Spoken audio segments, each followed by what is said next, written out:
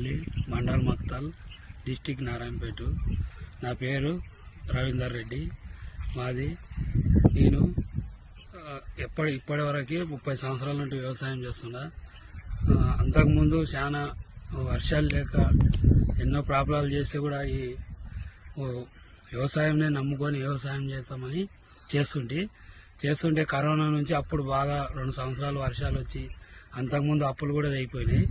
అట్లా అయిపోయినాయి కాబట్టి వర్షాలు మంచిగా వచ్చి బోర్లు రీఛార్జ్ అయినాయంటే అని మళ్ళీ నేను ఇక్కడ బోర్లు లేకుంటే కూడా బోర్లు వేసి మళ్ళీ వ్యవసాయం చేయాలని ఒక 5 బోర్లు వేసి దాంట్లో 2 ఫస్ట్ ఫెయిల్ అయిండే, మళ్ళీ ఒక వేస్తే సన్నం బాగానే పడిండే. 3 మోటార్లు ఫిట్ చేసినాక ఏమైందంటే వర్షాలు ఈ సంవత్సరం లేక బోర్లు రోజు రోజుకి మొత్తం బంద్ అయిపోయి ఆ నీళ్ళు అందక 2 బోర్లు మొత్తం బంద్ అయ్యి ఒకటి మామూలుగా 1 ఇంచున్నర లూజ్ వస్తే దానికి నేను మిరప తోట వేసిన 2 ఎకరాల చిల్లర.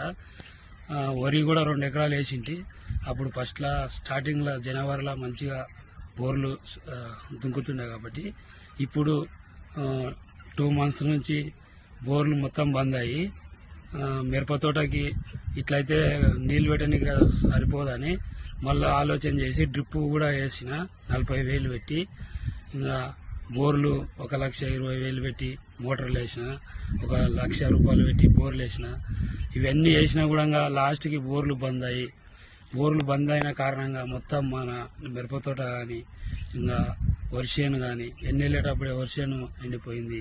ఈ మిరపతోట అయితే మనకి ఒక 3-4 లక్షల ఆదాయం వచ్చే మిరపతోట అంతా ఎండిపోయి చాలా ప్రాబ్లంలో ఉన్నాం రైతులము.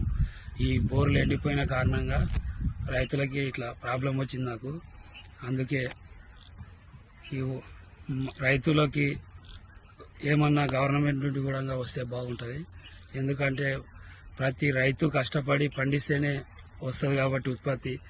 రైతు భూమిని నమ్ముకొని పనిచేస్తాడు కాబట్టి ఈ రైతుకు మేలు జరగాలంటే ఇక్కడ ఉన్న అధికారులన్నా వాటర్ లేవు, ఇప్పుడు పంటలు వేసుకోరాదని చెప్పలే. కానీ ఇక్కడ అధికారులు కూడా చెప్పలేదు, మాకు తెలియదు కాబట్టి, మాకు వర్షం బోర్లు బంద్ అవుతామని తెలియదు కాబట్టి మేము వేసి నష్టపోయినాం. కాబట్టి మా ఇటువంటి నష్టపోయిన రైతులకు మరియు ఏమన్నా గవర్నమెంట్ ఉంటే రావాలి. కానీ మరియు ముఖ్యంగా ఏమంటే మేము పండించే రైతులకు మేము ఇంత కష్టకాలంలో రాత్రి పగలు పండిస్తే మేము ఉత్పత్తి చేసే బియ్యంని ఫ్రీ పెట్టిండ్రు. మళ్ళీ కానీ ఈ బియ్యము ఫ్రీ పెట్టిండ్రు కానీ వేరే విషయాల్లో గవర్నమెంట్ ఫ్యాక్టరీలలో తయారయ్యేటి మాత్రం ఫ్రీ పెట్టలేరు.